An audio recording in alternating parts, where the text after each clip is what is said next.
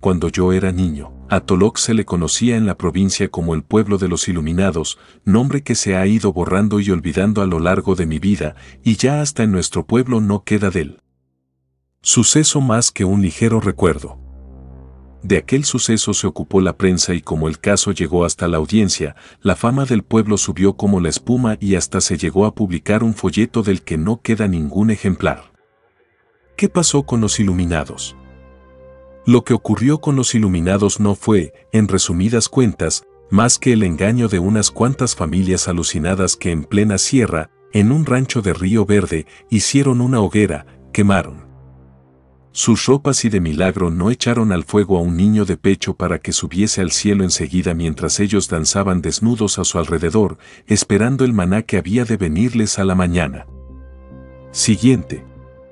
Un caso típico de alucinación colectiva, durante el cual celebraron también una ceremonia matrimonial, con cambio de sangre entre los contrayentes, como hacen los gitanos, pero como en el corte se les fue la mano, y las heridas tardaron en curar, la causa hubo de verse, como dijimos, en la audiencia de Málaga, pues hubo algún procesado. Lo que yo no me explicaba, de joven, era cómo se había podido llegar a esto en un pueblo donde había personas cultas, con 2 médicos, un farmacéutico, un abogado, varios maestros de escuela, sacerdote y guardia civil, por lo que yo le preguntaba a mi padre, ¿cómo dejasteis todos que las cosas llegasen a tal extremo? Pues al parecer la cosa había tenido larga gestación. Me avergonzaba yo del hecho en mi juventud, aunque después he visto que, casi un siglo después, se leen casos de sectas en Estados Unidos y otras naciones civilizadas que no tienen nada que envidiar a los de aquellas pobres gentes, sencillas y honradas. Me decía mi padre que hubo falta de autoridad en el párroco, que era un hombre sencillo e inocente, que se dejó engañar, y en el alcalde, y que existía más mar de fondo en lo que venía ocurriendo, de lo que lo de la sierra fue un chispazo. En Tolok se presentó un fraile, al cual, cándidamente, se dejó predicar por las calles, y que después tenía conciliábulos en ciertas casas donde lo trataban a mesa y mantel. Este fraile fue el que trasladado a la sierra iluminó a aquella gente, desapareciendo tras el estropicio, pues resultó que no era tal fraile, sino un preso fugado del presidio de Ceuta o del puerto de Santa María, no estoy seguro. Recuerdo que de niño, me contaba un tal Cascabullo, de apodo, que él era mozuelo cuando el falso fraile predicaba y que en una ocasión fue con otros a ver una cruz que se le aparecía en una pierna. Por lo visto se amarraba, fuertemente, algún crucifijo durante horas y mostraba después la impronta acardenalada que tardaba en borrarse, lo que las viejas ignorantes tomaban por un milagro, no así. El Cascabullo y los jóvenes que le acompañaban, que no se dejaban engañar, y me aseguró que en uno de sus sermones, aprovechando un escudio del falso fraile, le metieron con una abujarre un lesnazo que por el chillío que pegó parecía que le habían traspasado el corazón. Todos los oficios tienen sus quiebras. Decía mi padre que estas actuaciones públicas se pudieron y debieron evitar a tiempo, pues soliviantaban a las beatas ignorantes, y todo eran milagrerías, rezos y escándalos. Coincidiendo y relacionado con las predicaciones del falso religioso se comenzaba a desarrollar otro motivo de inquietud, al que el alcalde no supo, o mejor dicho, no quiso, poner cota a tiempo. La cosa, curiosísima, fue así: vivía en Tolox una viuda, apodada la Rata o Pata, o como fuese, que ello importa poco a los hechos de nuestra narración, con 2 hijas, una de las cuales tuvo más o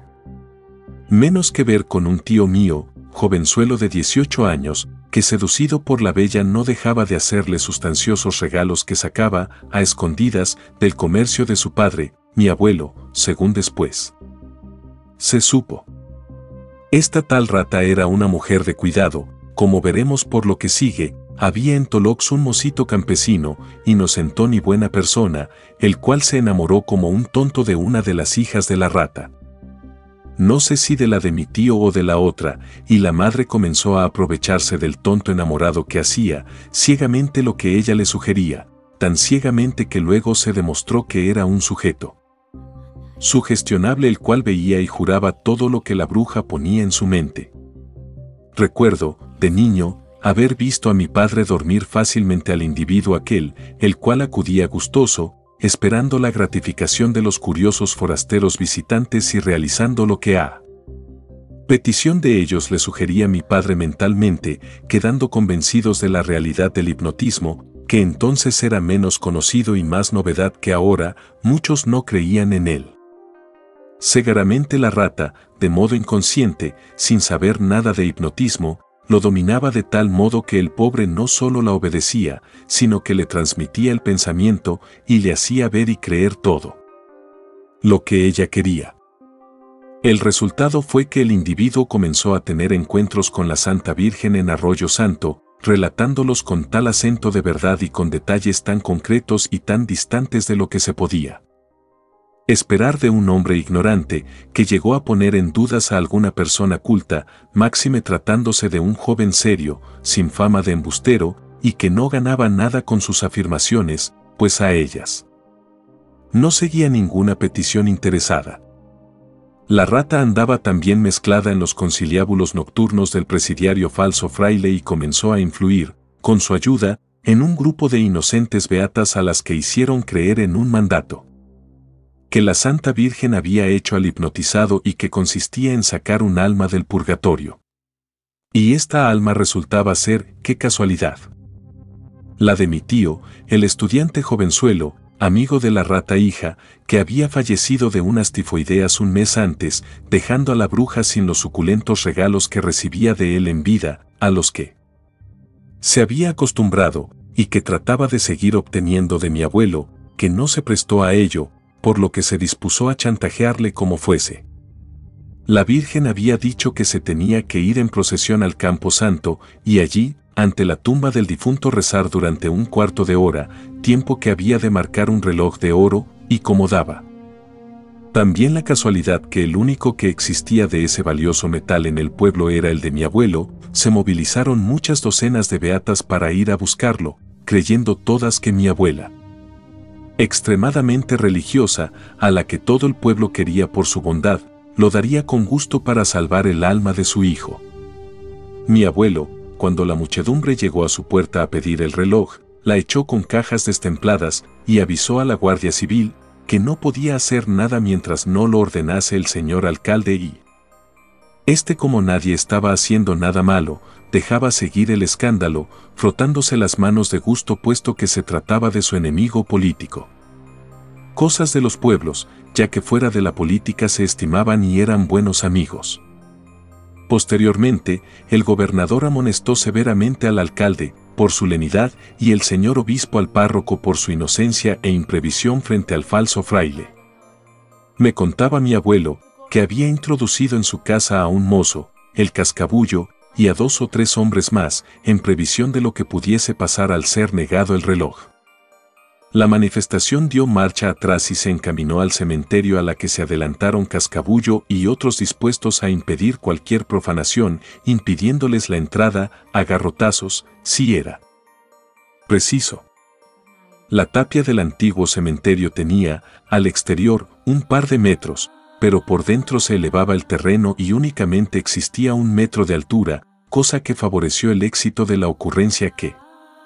tuvieron Cascabullo y compañía, que fue la de comenzar a dejar caer por ella, sin que los vieran, cerillas y papeles encendidos, que bastaron para que los penitentes, asustados, dieran media vuelta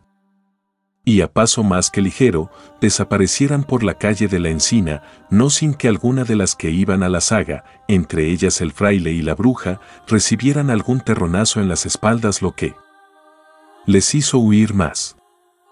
El escándalo fue mayúsculo, y la reacción del pueblo le enseñó al alcalde que era peligroso jugar con fuego, y más cuando a los pocos días estalló la bomba de los iluminados en la sierra, dirigidos por el falso fraile, que, después del jaleo del cementerio, se había retirado, prudentemente, al monte. Por lo que yo pude oír, ya de mayor, por boca de uno de los iluminados, el viejo tío Mochilita, el falso fraile que estaba con ellos en el rancho, se resistió lo que pudo al aquelarre del quemado de la ropa y otros excesos, consciente, sin duda, de que ello le iba a suponer el fin de su cómoda situación, bien alimentado y escondido por aquella pobre gente.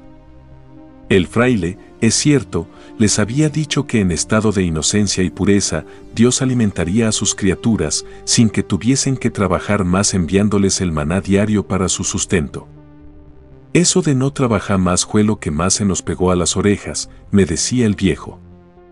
Se conoce que, desde entonces no dejaban tranquilo al presidiario, acosándolo con ruegos, hasta que viéndose entre la espada y la pared, les dejó cometer la locura de desnudarse esperando evitar la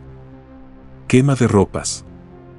Por lo que decía el tío Mochilita se salieron de madre y todos aquellos relatos rumiados en largas conversaciones, que para el presidiario no eran más que fábulas, se presentaban como una realidad. A las mentes de aquellos serrunos, que, enloquecidos se le pasaron de rosca, en su locura no quemaron al niño por los ruegos del fugitivo que debió verse como un nuevo aprendiz de brujo, incapaz de detener el torrente que había desencadenado. Lo cierto fue que aquel anochecer de un día del año 886, un istaneño, Panocho, que desde un rancho vecino se dirigía al de los iluminados, se quedó algo reparado al ver, desde alguna distancia, una gran fogata y unas figuras que bailaban a su alrededor. Al fijarse bien exclamó: «Me jago la puñeta, si están en Coriche», no atreviéndose a seguir adelante, deteniéndose, indeciso, en el mismo momento que fue visto y salieron a él, probablemente para explicarle, pero el Panocho, horrorizado, no quiso saber nada y dio a Juí no parando de correr hasta Tolox, donde al principio no le querían creer, pero, finalmente, se organizó una expedición de autoridades, guardia civil y vecinos, parientes de los serranos, que llegó al rancho al romper el día.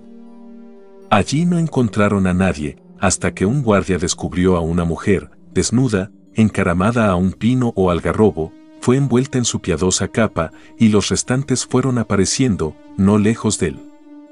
rancho, y los fueron cubriendo como pudieron, a todos menos al presidiario, el cual, en cuanto vio al deistán correr hacia Tolox, salió de estampía en dirección contraria sin despedirse de sus discípulos, que él no pensó nunca que fuesen a salir tan aprovechados.